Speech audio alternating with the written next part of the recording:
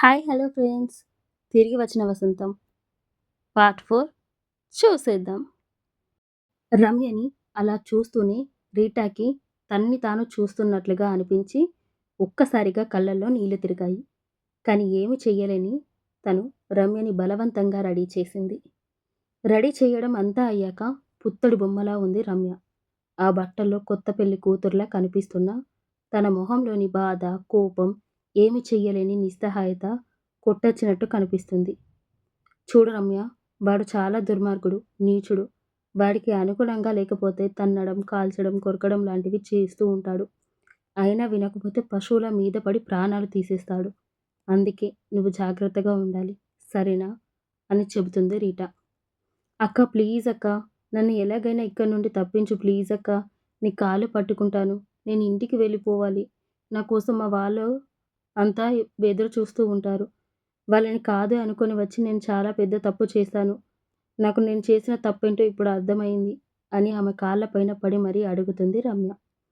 చూడు రమ్య, ఇక్కడికి ఒక్కసారి వచ్చాము అంటే ఇంకా తిరిగి వెళ్ళడం అనేది మన చేతిలో ఉండదు. నేను కూడా నీలాగే ఒకడిని నమ్మి ఇక్కడికి వచ్చాను అని ఆమె కూడా ఏడుస్తుంది. మరోవైపు చీకటి పడుతూ ఉండడంతో ఎవరో కొంతమంది వ్యక్తులు ఎవ్వరికీ కనిపించకుండా ఒక ఇంటిని చుట్టుముడతారు.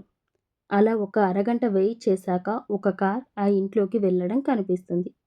వినోద్, అందరినీ అలర్ట్‌గా ఉండమని చెప్పు. నేను వెనకాల నుండి ఇంట్లోకి వెళ్ళడానికి ఏమైనా దారి ఉందేమో చూస్తాను. మీరు ఒక 10 మినిట్స్ తర్వాత లోపలికి రండి అని చెప్పిన ఆర్య మెల్లగా ఆ బిల్డింగ్ వెనక వైపుగా వెళ్ళి అక్కడ ఉండే పైప్ పట్టుకుని పైకి ఎక్కుతాడు. అలా అతను వెళ్తున్న వైపుకే రమ్య ఇంకా రీటాలు మాట్లాడుకుంటూ ఉంటారు.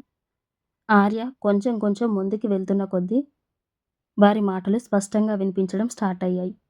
ఆ మాటలు విన్న ఆర్యన్ వెంటనే వెళ్ళి రమ్యని సేవ్ చేయాలి అని అనుకుంటాడు. కానీ ఇప్పుడే తొందరపడి ఏమైనా చేస్తే బడే బాయ్ అలర్ట్ అవుతాడని అనుకొని అక్కడే ఒక పక్కగా నిలబడి చుట్టూ గమనిస్తాడు. అప్పుడే రీటా అక్కడి నుండి వెళ్ళిపోతుంది. తను వెళ్ళిపోవడం గమనించిన ఆర్యన్ మెల్లగా ఎవరికీ కనబడకుండా లోపలికి వెళ్తాడు.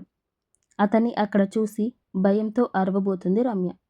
కానీ ముందే అలర్ట్ అయిన ఆర్యన్ ఫాస్ట్‌గా వెళ్ళి రమ్య నోటికి తన చేతిని అడ్డుపెట్టి మూసేస్తాడు. అసలు ఎవరీ ఆర్యన్? ఆర్యన్ రమ్యని కాపాడగలడా? నెక్స్ట్ పార్ట్‌లో తెలుసుకుందాం. ఈ కథ మీకు నచ్చినట్లయితే లైక్ చేయండి. అలాగే నా ఛానల్‌ని సబ్స్క్రైబ్ చేసుకోండి. Thank you for listening friends. Bye bye.